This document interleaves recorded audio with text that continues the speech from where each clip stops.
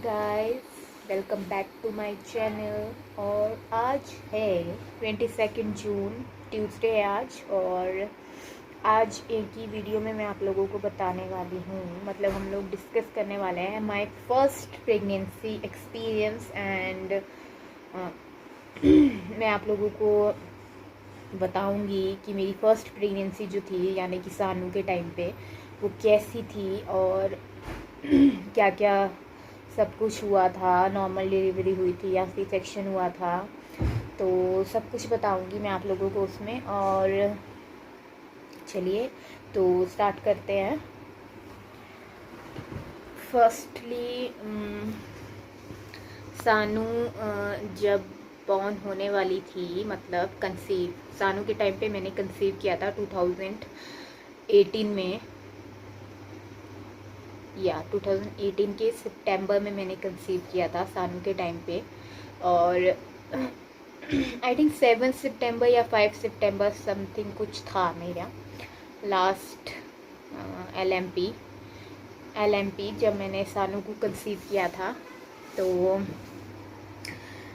First pregnancy थी, तो obvious सी बात है काफ़ी एक्साइटेड होते हैं सब, क्योंकि फ़र्स्ट प्रेगनेंसी होती है। तो मैं भी थी, काफ़ी एक्साइटेड थी। और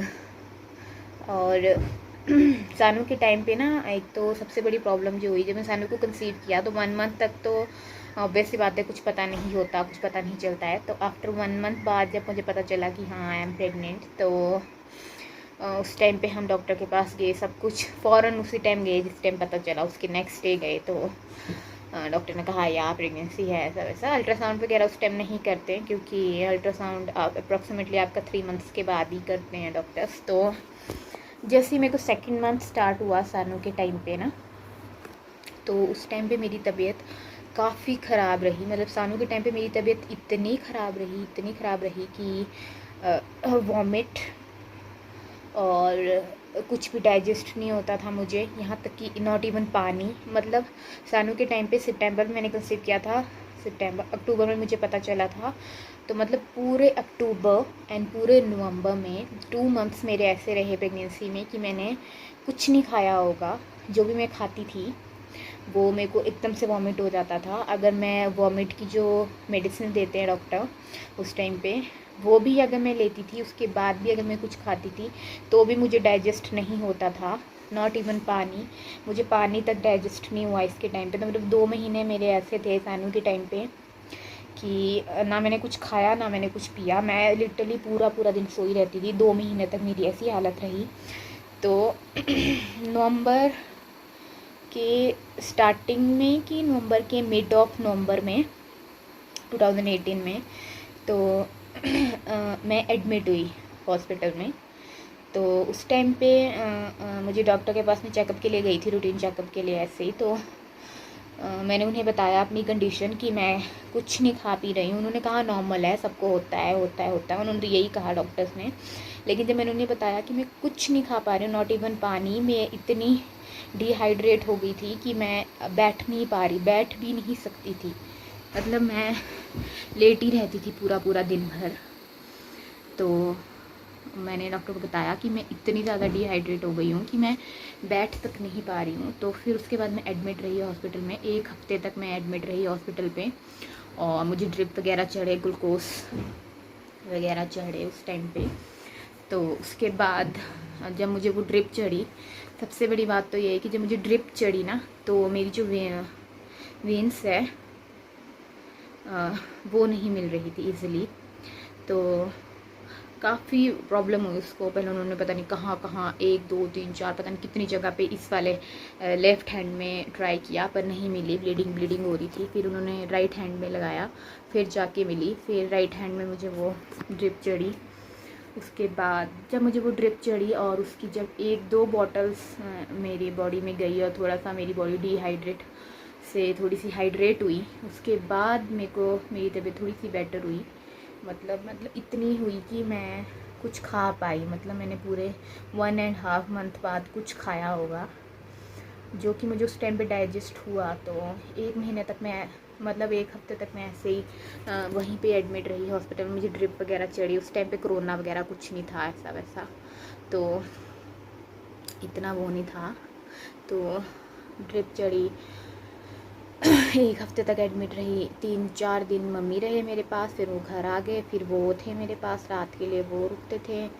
तो बेड तो मिलता नहीं हॉस्पिटल में, एक ही बेड मिलता था, तो वो भी उसी पे ही सोते थे, मैं भी उसी पे। तो मतलब सानू के टाइम पे जब आफ्टर 1 वीक बाद मुझे वापस से वो उन्होंने डिस्चार्ज किया सब कुछ, तो जैसे मैं घर पहुंची उसके बाद फिर से मेरी वैसी हालत हो गई मेरे को। मतलब मैं कह रही हूँ, मतलब 2 मंथ्स तक मेरी बिल्कुल वैसी हालत थी।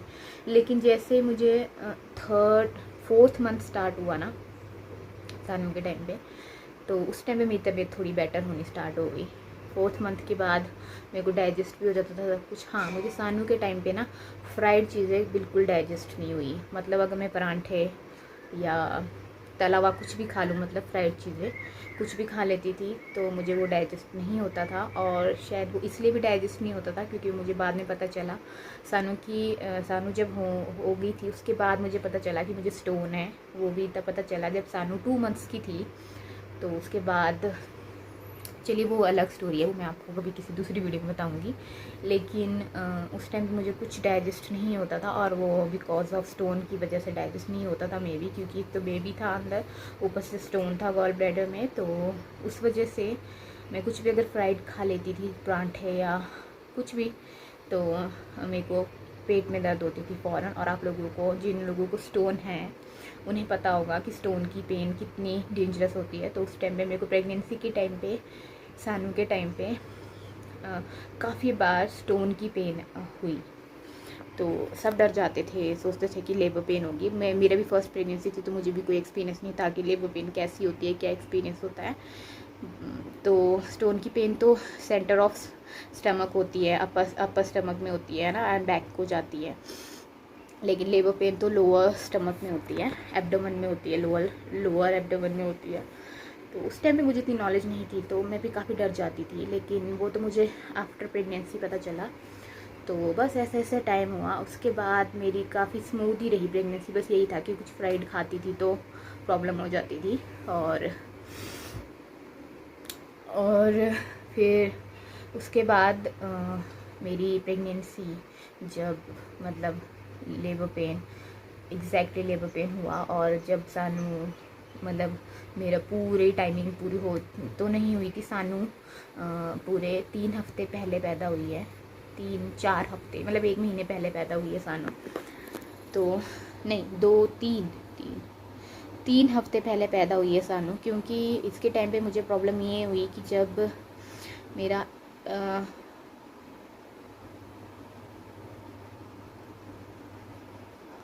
8th of month and he था ना, उस टाइम पे मुझे ये प्रॉब्लम हुई कि मुझे ब्लीडिंग स्टार्ट हो गई थी।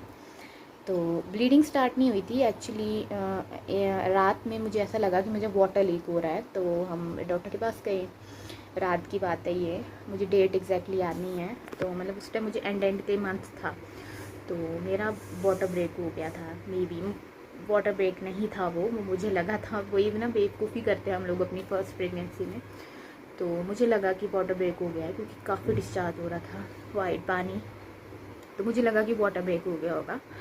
तो हम डॉक्टर के पास गए, उन्होंने चेकअप किया, इंटरनल चेकअप किया सब कुछ। तो उस वजह से ये हुआ। और उन्होंने मुझे इंजेक्शन दिया एक ना, पता नहीं डॉक्टर ने कहा होगा उन्हें, तो उन्होंने मुझे एक इंजेक्शन दिया। और उन्होंने इंटरनल चेकअप किया उस दिन मेरा रात को। तो उस इंटरनल चेकअप की वजह से ये प्रॉब्लम हुई कि जब उन्होंने इंटरनल चेकअप किया तो रात को उन्होंने हमें घर भेज दिया। उन्होंने कहा कि नहीं, अभी डिलीवरी नहीं होगी, ऐसा कोई सिम्टम नहीं है, कोई लेबर पेन नहीं है और कोई वाटर ब्रेकेज नहीं है। लेकिन जो उन्होंने इंटरनल चेकअप किया उसकी वजह से ये हुआ कि जब हम रात को घर वापस आ गए और नेक्स्ट डे जब मैं सुबह उठी, तो उस वजह से मुझे ब्लीडिंग स्टार्ट हो गई। तो वो इस वजह से हुआ जो उन्होंने इंटरनल चेकअप किया मे बी, तो उससे मुझे ब्लीडिंग स्टार्ट हो गई। तो फिर हम नेक्स्ट डे फिर मॉर्निंग में डॉक्टर के पास गए। हमने डॉक्टर को कॉल किया फटाफट, और उन्होंने कहा ठीक है आप आ जाओ, 1-2 घंटे में डिलीवरी हो जाएगी। उन्होंने ऐसा कहा मुझे। यहाँ सोलन हॉस्पिटल की बात है ये।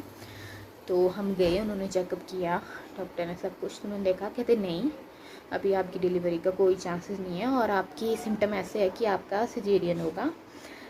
लेकिन अभी हमारे पास एनेस्थीसिया नहीं है, तो वो ट्यूसडे तक आएगा। हम सैटरडे को गए थे हॉस्पिटल, ये मुझे याद है। तो उन्होंने कहा कि वो ट्यूसडे तक आएगा। तो आप ऐसा कीजिए, उन्होंने मुझे कहा डॉक्टर ने कि आप ऐसा कीजिए, आप घर जाइए और मंडे को एडमिट हो जाइएगा। सैटरडे की बात है ये, और मुझे ब्लीडिंग काफ़ी हो रही थी। तो हम लोगों ने डिसाइड किया कि हम उस हॉस्पिटल से ना हो करवा कर दूसरे हॉस्पिटल जाते हैं। तो हम दूसरे हॉस्पिटल गए जो कि सुल्तानपुर में MMU में, सोल जानते होंगे लोग। तो हम वहाँ गए, तो वहाँ पे चेकअप करवाया। वहाँ पे एक डॉक्टर है, उनसे हमने चेकअप करवाया। मेरी सिस्टर इन लॉ की डिलीवरी करवाई थी उन डॉक्टर ने, तो उन्हीं से हमने कंसल्ट किया। तो हमने उन्हें बताया ऐसा ऐसा प्रॉब्लम है। उन्होंने मुझे चेकअप किया तो उन्होंने कहा कि हाँ आपकी डिलीवरी हो जाएगी, बट अभी नहीं, अभी टाइम है, ब्लीडिंग हो रही है, कोई बात नहीं। उन्होंने ऐसा चेकअप किया ना। तो सैटरडे को मैं हॉस्पिटल में एडमिट हो गई थी रात को। सैटरडे को वहीं रही, संडे को वहीं रही। तो संडे तक मुझे कोई लेबर पेन, ब्लीडिंग भी बंद हो गई थी, कोई लेबर पेन कुछ नहीं था। तो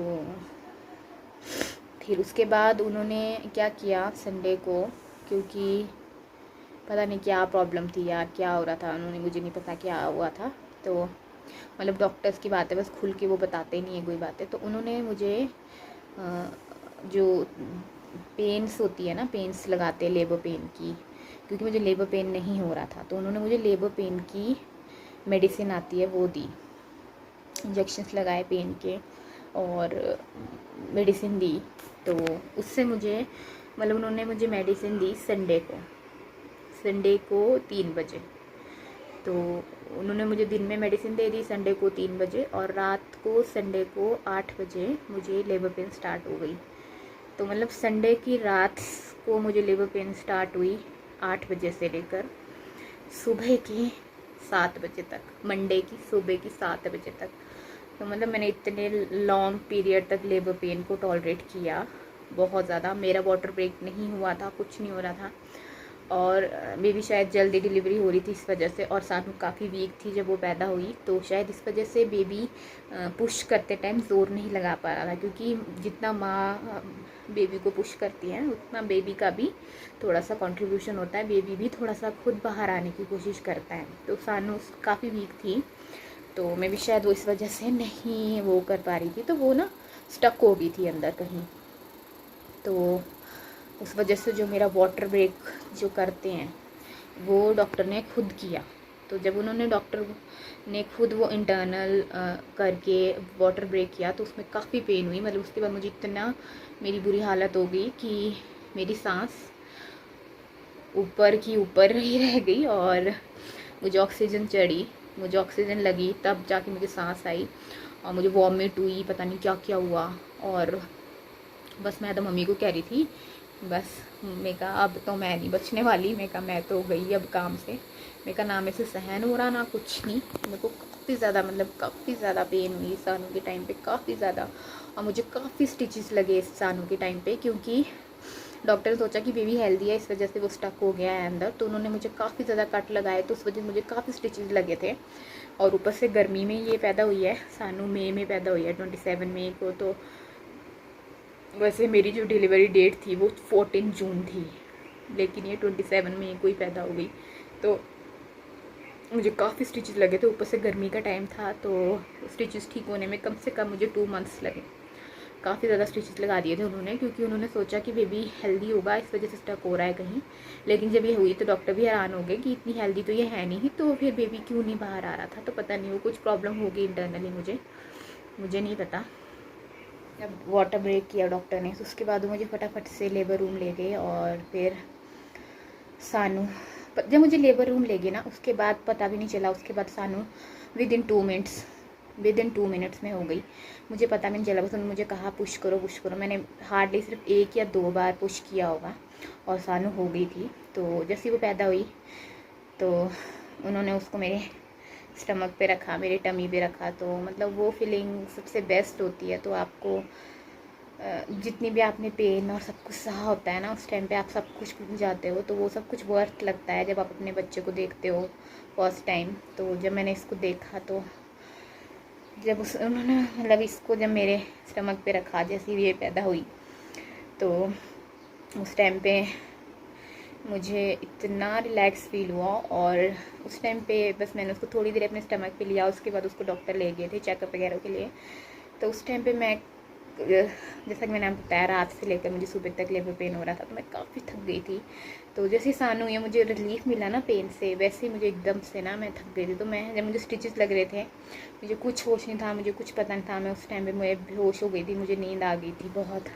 और फिर जब उन्होंने मुझे लेबर रूम से बाहर भेजा चेयर पे, सानू को तो पहले भेज दिया था, फिर बाद में जब मुझे भेजा तो वो आए मुझे लेने, तो व्हील चेयर में वो मुझे लेके गए। तो उस टाइम पे मतलब मैं बिल्कुल, उस टाइम पे तो मुझे वो उन्होंने इंजेक्शन्स वगैरह दिए थे पेन किलर के, तो मुझे पेन वगैरह कुछ फील नहीं हो रहा था उस टाइम पे। तो मैं काफ़ी फ्रेश थी, मतलब सानू मम्मी की गोद में सब इतनी फ्रेश थी, मुझे देख के उस टाइम पे कोई नहीं बोल सकता था कि मेरी अभी भी डिलीवरी हुई है। मतलब with in half an hour में इतनी फ्रेश थी कि मैं मज़े से घूम रही थी वहाँ पे बाहर। जब सानू हुई उसके बाद मज़े से घूम रही थी वहाँ बाहर, मुझे देख के कोई नहीं बोल सकता था। मम्मी मुझे कहते कि सो जा रेस्ट कर रेस्ट कर। फिर उसके बाद पापा आए, पापा भी मिठाई वगैरह लेके आए थे सब।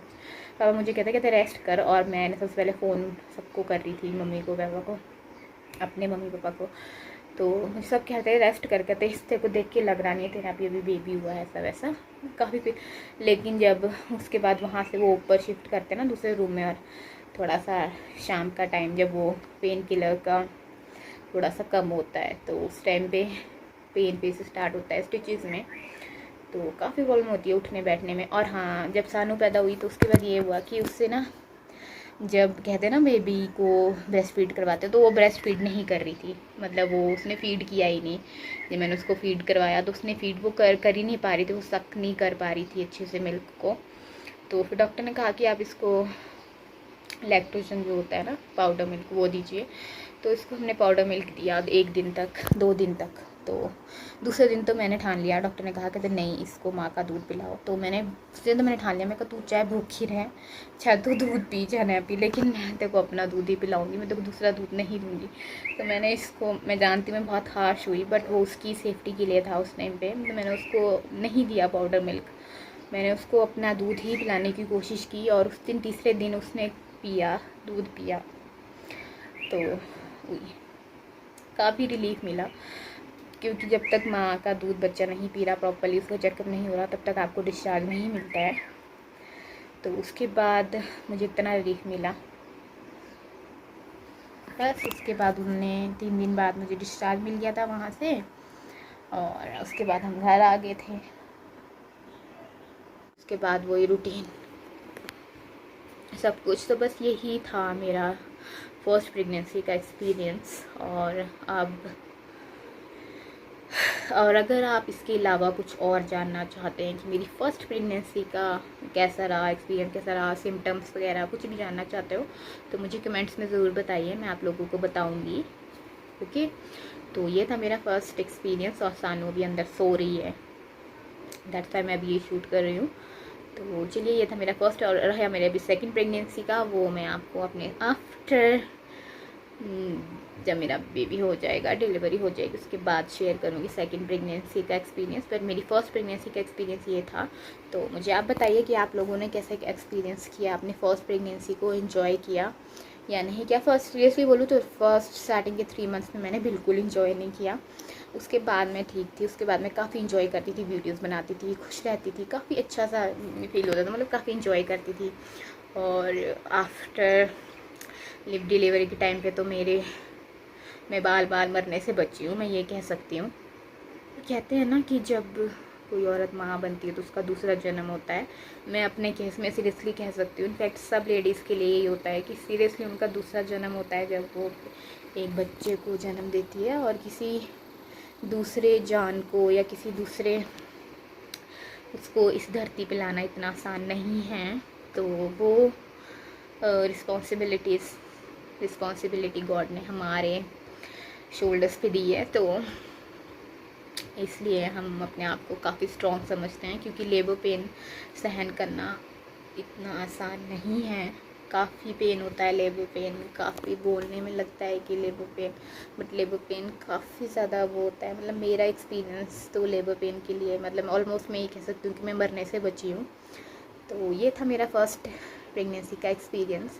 अगर आप लोग कुछ और जानना चाहते हैं कि मेरे सिम्टम्स क्या थे या कुछ भी जानना चाहते हैं, तो मुझे ज़रूर बताइए कमेंट्स में। और अगर मेरी वीडियोस आप लोगों को पसंद आती है तो प्लीज़ लाइक कीजिए, कमेंट कीजिए, शेयर कीजिए एंड मेरे चैनल को सब्सक्राइब ज़रूर कीजिए गाइस। प्लीज़ आप सब्सक्राइब नहीं कर रहे हो तो I am requesting you, subscribe कीजिए मेरे चैनल को। And thank you so much for watching and take care guys, bye bye.